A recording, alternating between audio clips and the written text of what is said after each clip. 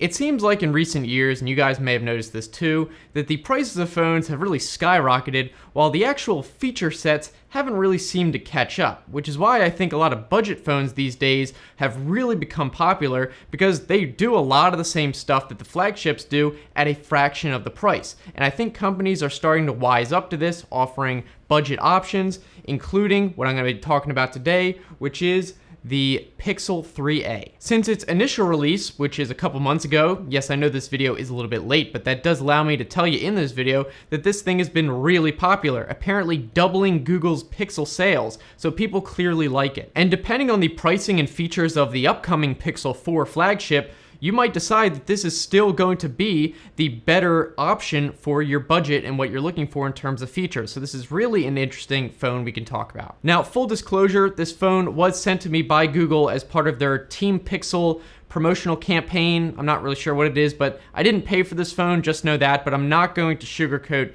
anything. If I hate something about it, I'm going to tell you. If I love something about it, obviously I'll tell you that too. And as a side note, you might have noticed this is a different case. They sent this along with it. It's like a fabric type case as opposed to like a clear plastic like you might normally see on every other phone. I think it's a very interesting looking feeling case. I like the way it feels, especially. It's not like a felt at all. I hate the feeling of felt. This is almost like a hard, rigid fabric. It just feels nice, I think. So first we can go over the bare basics. And the first thing to understand is that there's two models of this, the regular 3A and the 3A XL. The 3A is the one I have with me, and that costs $399. And the 3A XL is $479. And one thing I like is that the specs between the sizes are pretty much the same. So if you prefer a smaller phone, the way it fits in your hand like I do with the smaller one, you don't have to sacrifice better specs, except for the battery, of course, because it's physically larger. And then, of course, the other main difference will be the screen size. So with the 3A, the specs are that it has a 5.6-inch display, it's OLED,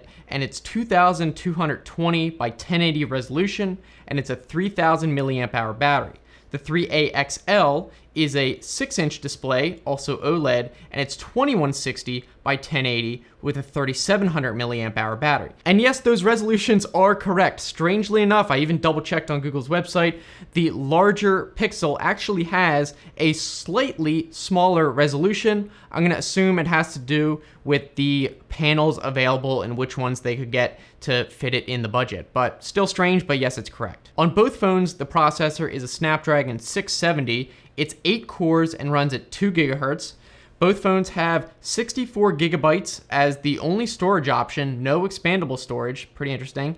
They both have 4 gigabytes of RAM. Yes, they have a headphone jack and also a USB-C port, but it is only USB 2.0, keep that in mind, though I think most phones are kind of like that. And then it also has a fingerprint sensor on the back. And many of these specs are actually really similar to the flagship equivalent, so it's not like you're losing a ton of specs here. It's a very similar battery capacity. Actually, the 3A models have a slightly larger battery capacity than even the Pixel 3. You get the same amount of RAM, you have same base storage capacity, and you have similar screen resolutions. The real main big difference is gonna be the slower processor, but it still works fine. And you're getting this, remember, at half the price of the flagship. Though there are a couple other notable features that are missing compared to the flagship. For example, there's no wireless charging and no water resistance rating. So anyway, those are just the specs. Now let's get into the actual review part. And we can first start talking about the screen, because that's the one thing you're gonna be looking at the most. Being an OLED screen, it's gonna look good, especially with contrast,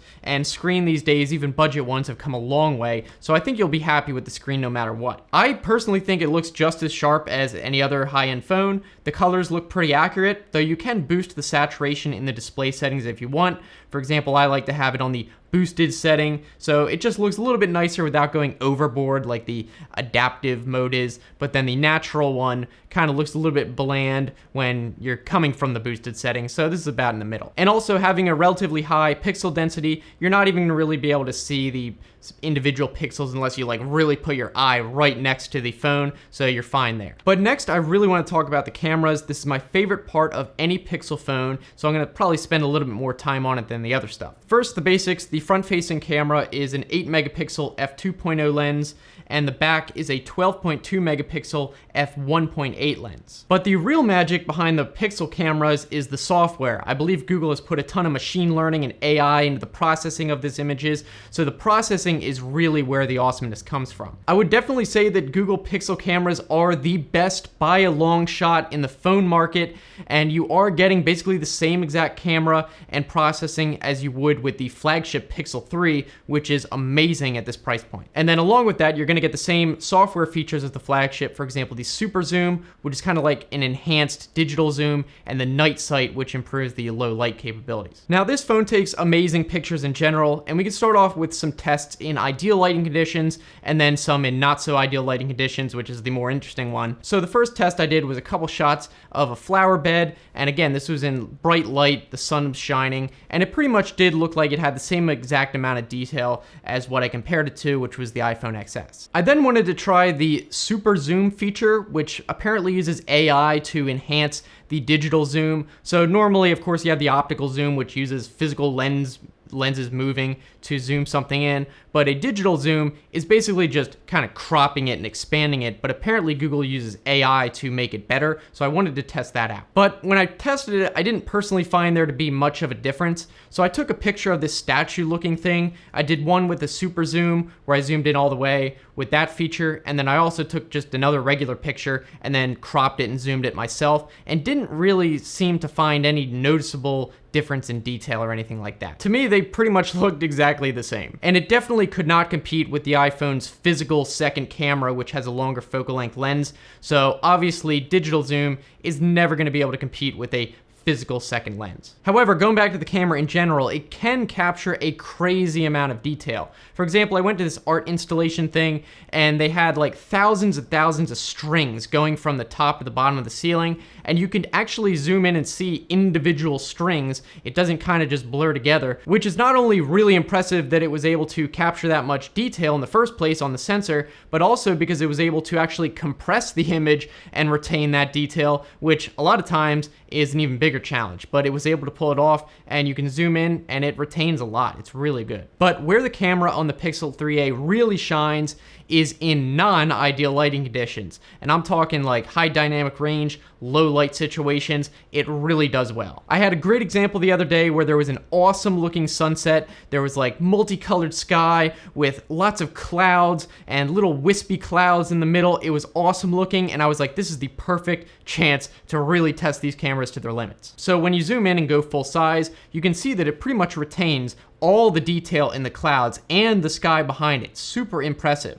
If you compare this, for example, to the iPhone XS, you can see on that phone, the clouds look a lot blotchier, and look here where the sky area behind the finer clouds kind of retain no details, just a flat orange. They look blown out, so not super great looking there. But with the Pixel, you not only see the much more smaller cloud pieces, they retain those cloud details, but you can actually see the color gradients of the sky behind those clouds. It's not just blown out. Now, hopefully the YouTube compression is going to be able to retain the detail of these slighter gradients, but I'm sure you can at least see the blotchiness difference, and that the iPhone picture is much more blown out and doesn't retain as much detail in the clouds, while the Pixel can. Hopefully you can at least get a general idea there. And this is a pretty extreme case, so I am really impressed with how these turned out. I also tried the night sight mode here. It didn't really seem to make much of a difference. I'm not sure if this is the ideal situation where you would need to use the night sight. In any case, I didn't really notice a big difference here in terms of detail, just that it had a slightly different color balance, which might have been a little bit more accurate compared to what I actually saw in real life. Now, as for some other features, because this is OLED, it has the ability to have an always-on display, which is nice, so you'll have the clock there and any notifications. And then also this 3A does retain the ability to squeeze to activate the Google Assistant, which is not as gimmicky as it seems.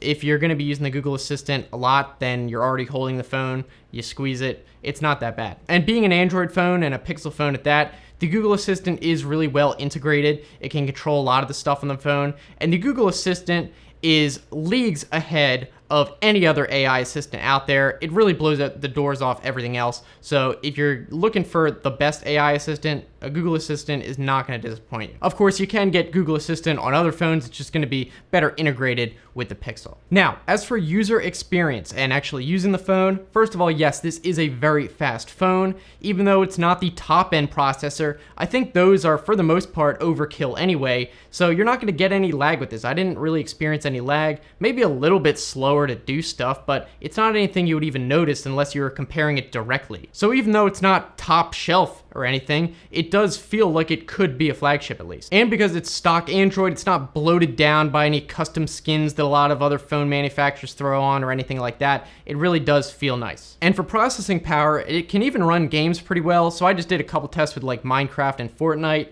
So with Fortnite Mobile and Minecraft Mobile, both ran really smooth. Because it's not a super high-end flagship, you might have to run it on the lower settings if you have the option to change the settings. For example, on Fortnite, it actually forced me to have it on the lowest setting, but if you're playing a mobile game, you don't really need to have super high-end graphics, I wouldn't think. But in my case, I really don't run that many graphics-intensive games at all, so this is not something I had an issue with, but I think if you were at least wanting to run some games on it, you wouldn't have a problem. And then as for battery life, I found it easily able to last several hours of screen on time, no problem, even on near full brightness.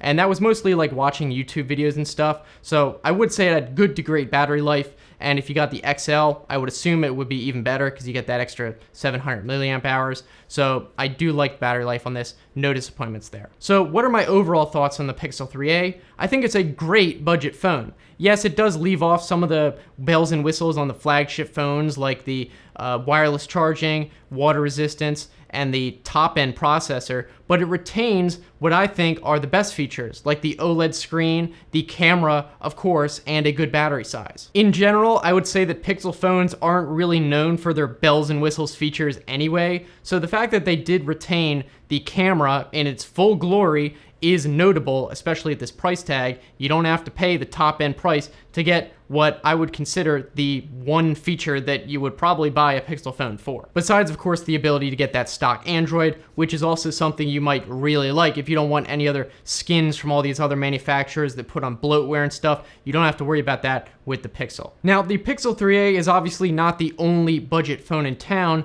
but I think if you went with it, you would not be disappointed. If camera quality is something that you prioritize, you just love taking pictures, then this is probably the one to go with. If you don't care about the camera at all, then there might be better options out there. But in any case, I think this is a really good phone, and I think the sales have shown that a lot of people are excited about it too. So hopefully you found this video helpful and entertaining. If you guys want to keep watching, the video I'd recommend watching next is one I made recently talking about Android features that iPhone does not have. It's more of a fun video, not like an Android versus iPhone video, so hopefully you'll enjoy that. You can just click on that right on the screen. So thanks so much for watching, guys. If you want to subscribe, that'd be awesome, and I'll see you in the next video.